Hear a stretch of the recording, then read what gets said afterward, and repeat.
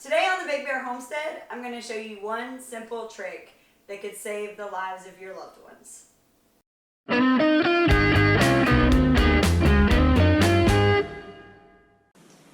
Okay, so have you ever woken up in the morning? It was a rough night the night before, you got a long day of work ahead of you, and you go and brew your coffee, and it smells wonderful, and your eyes start to open, and your attitude starts to perk up, and then you reach for the cream or your milk, and there's none left.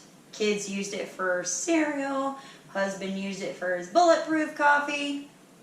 None, not a zilch. I don't know about you, but I have to have cream in my coffee. If I don't, I am a sour person. And if I don't have coffee, we don't even want to talk about that. So, this is something that I've come up with that has saved the lives of my children and my husband several times, because I've gone to get milk out of the fridge and there's none. And I have to have my coffee. So I'm going to show you something that you can put off to the side and keep stored away for moments just like that. You only need a few things. You need non-fat dry milk. You need coconut oil.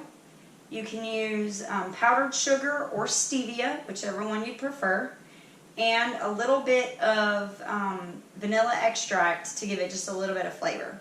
Now, obviously this is not going to be keto friendly, but I'm looking at keto or possibly strangling somebody.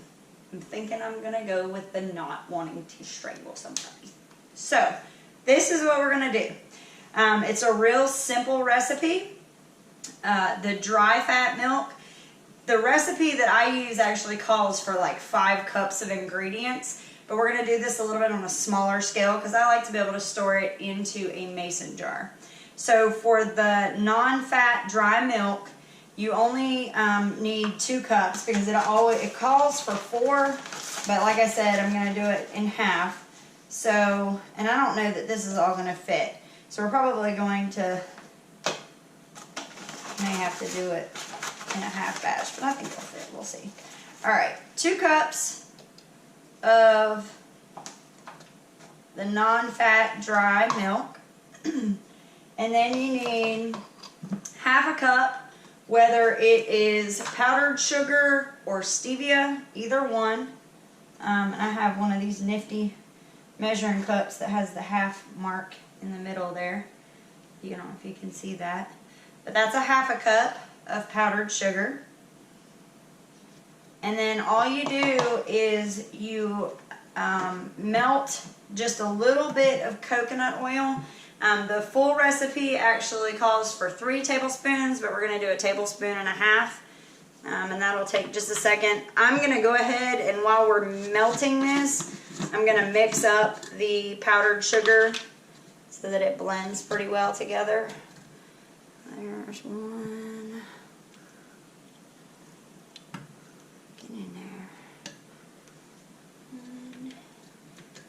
And about a half. Okay.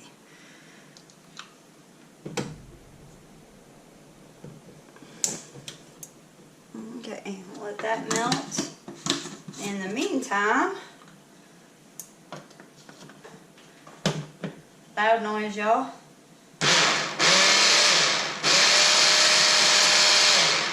Okay, so right away I noticed, and I've done this before in the past, I usually use just the blender itself, but this powder, it's kind of clumpy, so what this will do is kind of break everything down so that it's a real fine powder.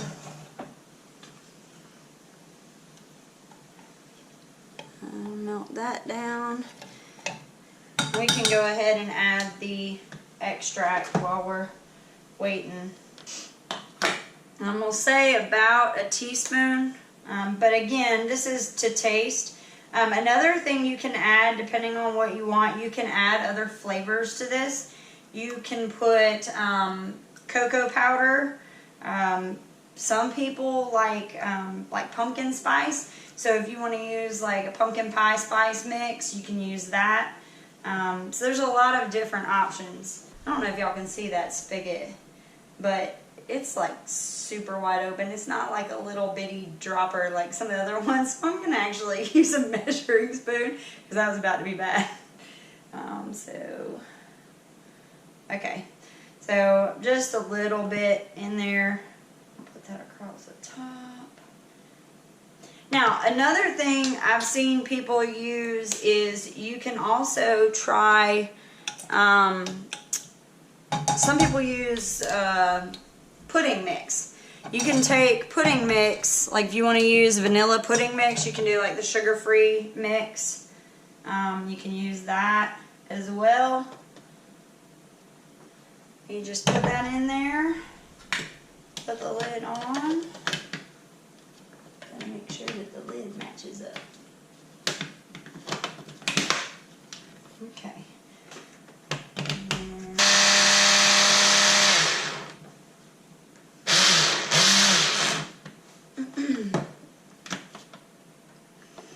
Now it's going to get a little clumpy, so you're going to have to come in and kind of push it down, move it around a little bit. If you have a big blender or a big processor, that probably would work better. But my children are kind of rough on a lot of my tools, so we use what we got.